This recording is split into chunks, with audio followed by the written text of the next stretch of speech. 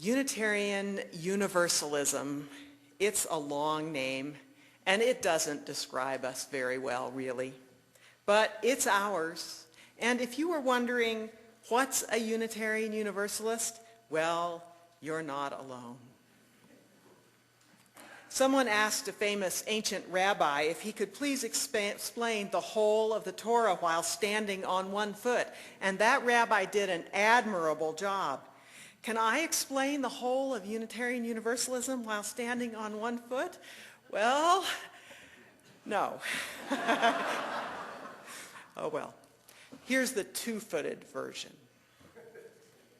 Unitarian Universalists enjoy a Protestant history, an agnostic theology, and a democratic government. That's it. Protestant history, agnostic theology, democratic government. Here's our Protestant history.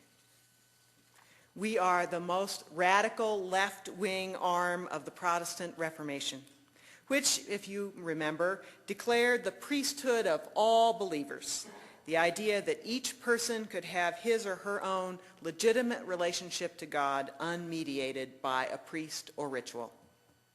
Unitarian Universalists took that one step further.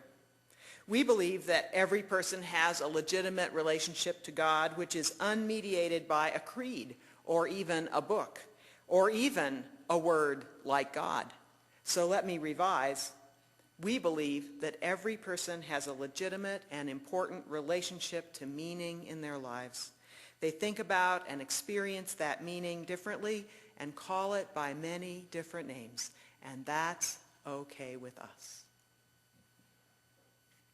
Because we're so radical, the Protestants don't recognize us anymore as Protestants, but that is our history. We are the children of the Protestant Reformation. We give each and every person who comes to us the freedom to explore, to believe, to doubt what seems right to them, to change what they believe as their experiences and their faith changes. We notice what other people believe, and we take all of human wisdom, religious and secular, very seriously. But in the end, what you believe is up to you. While we have no creed that everyone has to subscribe to, the theology that underlies all this freedom is agnostic. Agnosticism admits that it's impossible to know everything that there is to know about God or truth or meaning, and agnosticism comes in degrees.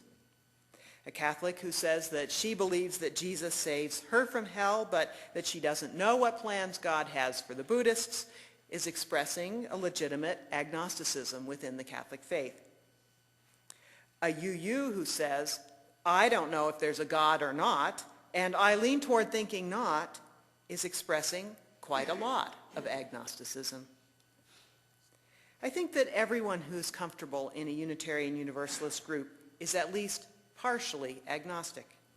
Even those who found a set of beliefs that work very well for them are here because you're willing to be a part of a diverse religious community and be exposed to people who believe different things.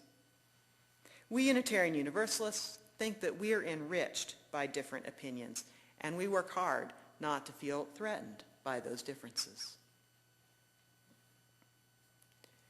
Our agnostic theology suggests to us that democracy is the only way to run our congregational and our denominational affairs, not to mention our secular government. After all, if I don't have the whole truth of God, then no other mortal has the whole truth about God either.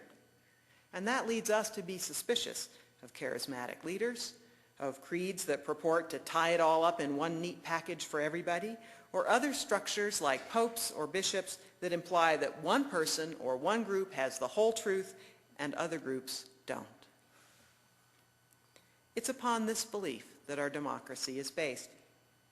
I'm a minister, but my vision is partial too. So I have no right to tell this congregation what to believe, only to share my own beliefs.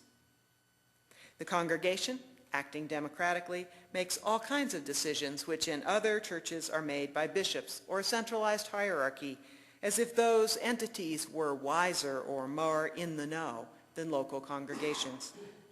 That's not for us. No one's infinite wisdom tells us that we must sing certain kinds of hymns or say certain prayers or accept a particular minister as our leader or take particular political stands. No one has infinite wisdom. The congregation makes those decisions, either directly or through their elected representatives. So that's it. Protestant history, agnostic theology, democratic government. Together, they make a faith community that is rooted in the wisdom of the past, that is based on your experience, and enriched by the wisdom of everyone who participates. For instance, you.